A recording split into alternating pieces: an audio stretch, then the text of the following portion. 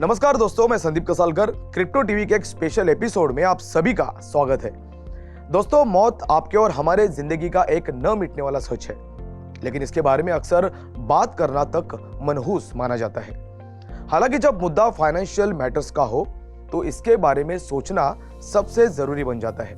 बात करें crypto investors की, तो ज्यादातर क्रिप्टो के इन्वेस्टर्स ये कभी ना कभी सोचते जरूर है कि आखिर उनके इस दुनिया से जाने के बाद उनकी क्रिप्टो का क्या होगा।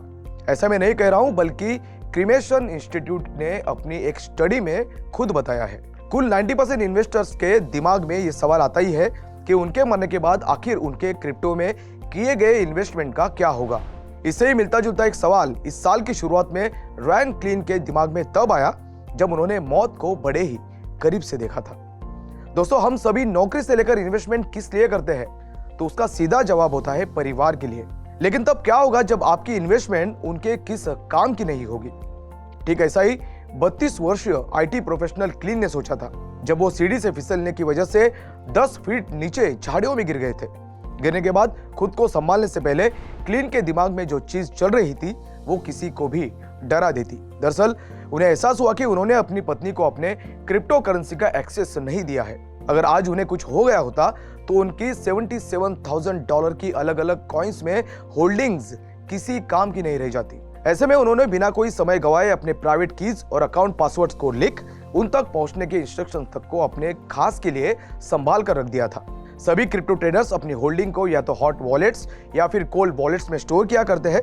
तो फिर क्या बस आप अपने इन्हीं वॉलेट्स के कीज को परिवार में मौजूद अपने किसी भी मेंबर से शेयर कर दे और फिर क्या आपकी टेंशन को कह दे टाटा। क्रिप्टो इंडस्ट्री में अब तक कई सबसे पॉपुलर नामों में पब्लिकली इस तरीके को अपनाने का दावा किया है ताकि फ्यूचर में किसी तरह की दिक्कत का सामना करना न पड़े। ठीक वैसे ही जैसे हेल फिनी ने अपनी क्रिप्टो होल्डिंग्स के कीज को मरने से पहले बच्चों को दे दिया था। बता दें कि ये वही शख्स है जिसने बीटीसी क्रिएटर सातोशी नाकामोटो द्वारा किए गए पहले बिटकॉइन ट्रांजैक्शन को हासिल किया था।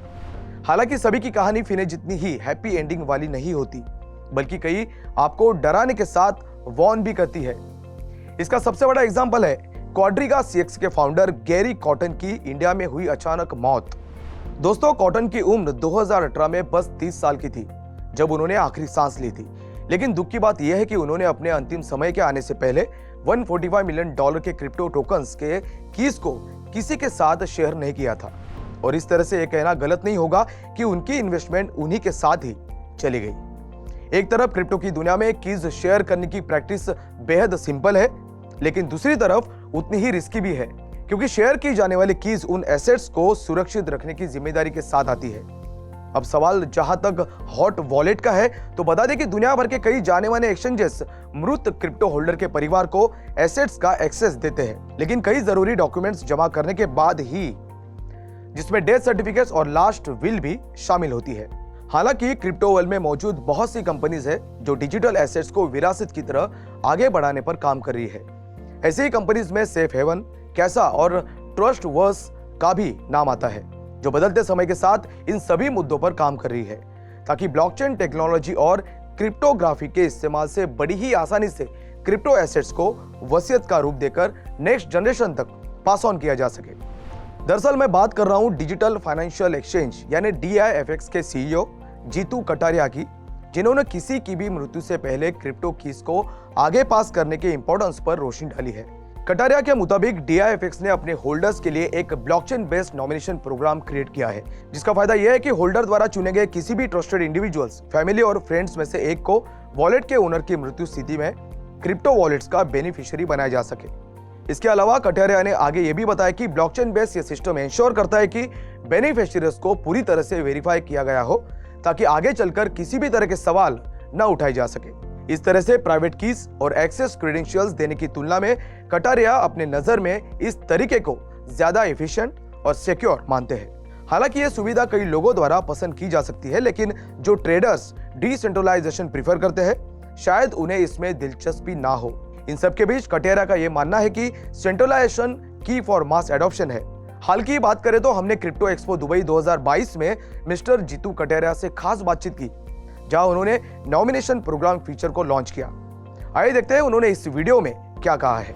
सबसे बड़ी तकनीक जिसे हमने अभी इस महीने इंटीग्रेट किया है और हम अपने आर्किटेक्चरल चेंजेस नॉमिनेशन प्रोग्राम के साथ लाइव हो गए हैं, जहां हमें लगता है कि हमने आज एक्सचेंजेस को देखा है। मैं इन एक्सचेंजेस का नाम नहीं लूंगा, लेकिन वे बिलियंस पर बैठे हैं और बिलियंस ऑफ डॉलर्स की क्रिप्टो एसेट्स जो अनक्लेम्ड है, जहां इन यूजर्स के परिवार के सदस्य जो हाल ही में चले गए हैं, जिनकी मृत्यु हो गई है, वे नहीं जानते कि इन संपत्तियों को कैसे पाना है। आज 6 महीने के भीतर हमने DIFX नॉमिनेशन प्रोग्राम का ये पूरा प्लेटफॉर्म बना दिया है, जहां आप परिवार के 5 सदस्यों को नॉमिनेट कर सकते हैं और अगर आपको कुछ भी होता है तो ये सभी एसेट्स जो आपके पास DIFX प्लेटफॉर्म पर है वो ऑटोमेटिकली आपके परिवार के सदस्यों के पास चली जाएगी और वो सब कुछ ब्लॉकचेन पर है। यूजर जो कुछ भी डाल रहे हैं वो ब्लॉकचेन पर दर्ज किया गया है। इसलिए हमने दुनिया को ये दिखाया है कि कैसे टेक एंड ट्रांसपेरेंटली एक एक्सचेंज चलाना चाहिए।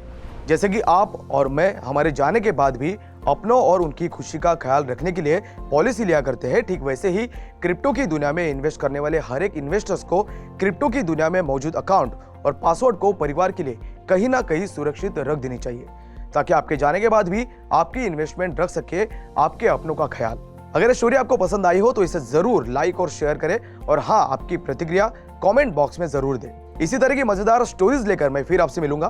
तब तक के लिए मैं संदीप कसालकर आपसे विदा लेता हूं। देखते रहिए क्रिप्टो टीवी।